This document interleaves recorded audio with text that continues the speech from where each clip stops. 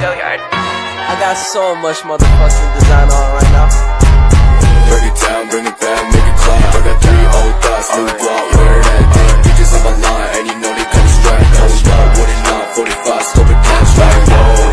How you fucking with these hoes up? Selamat siang, kami dari kelompok Aung San Suu Kyi akan menjelaskan biografi dari beliau. Aung San Suu Kyi merupakan sosok aktivis perempuan ternama di Burma. Ia dilahirkan dari pasangan yang memang berkutat di dunia politik Burma.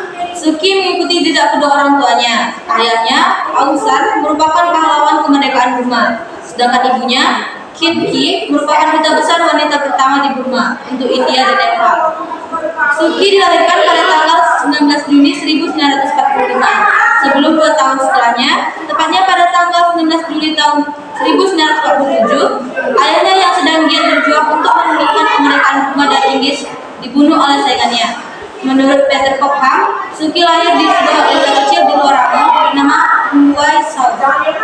Pendidikannya tahun 1960, Suu Kyi ditunjuk sebagai duta besar Burma untuk India. Aung San Suu Kyi mengikuti ibunya ke India dan melanjutkan pendidikannya di Ladisir Ram College dan lulus pada tahun 1994. Berikutnya, dia melanjutkan pendidikannya di Oxford University di bidang filosofi politik dan ekonomi di St. House College. Setelah lulus, ia melanjutkan pendidikannya di New York.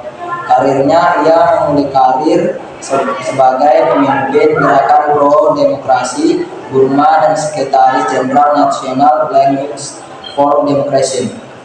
Perjalanan hidupnya, tanggal 1 Januari 1972, dia menikah dengan Dr. Michael Harris dan menghasilkan 2 orang putra, Alexander dan Kim. Sebelum pernikahannya, Suu Kyi berkata pada calon suaminya dalam suratnya bahwa jika rakyatnya membutuhkannya, suaminya harus bersedia membantunya. Baginya, negaranya adalah nomor 1 dan harus didahulukan dari kepentingan pribadinya. Januari 1989, Ibu Suu Kyi meninggal karena serangan stroke. Pada tahun yang sama, Suu Kyi berkampanye menentang kekerasan terhadap wanita, pemenjaraan, dan pembunuhan oleh tentara Inggris. Tahun itu juga, tepatnya tanggal 20 Juli, dia ditetapkan menjadi tahanan rumah dan dilarang untuk menemui siapapun termasuk keluarganya yang ada di London. Meskipun Suu Kyi dilarang maju ke kursi pemilu, partainya National League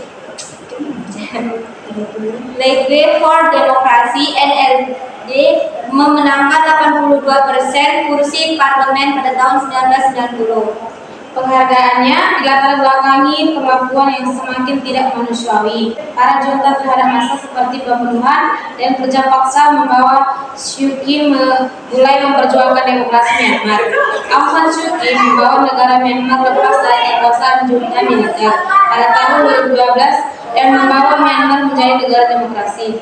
Suu Kyi dinilai berhasil menjadi pemimpin gerakan demokrasi tersebut. Suu Kyi yang memimpin dengan tipologi karismatik tanpa melawan junta dengan kekerasan mampu menarik banyak pendukung putranya sehingga mampu membawa Myanmar menjadi negara yang demokrasi. Pada tahun 1991, ia menerima penghargaan perdamaian Nobel karena berjuang mempromosikan demokrasi di negaranya tanpa menggunakan kekerasan dalam menentang kekuasaan rezim militer. Ketika Aung San Suu Kyi kembali ke kepemimpinan, Myanmar telah mengalami gejolak politik yang besar. Kalau Myanmar dari berbagai kalangan melakukan demonstrasi untuk menuntut reformasi demokrasi.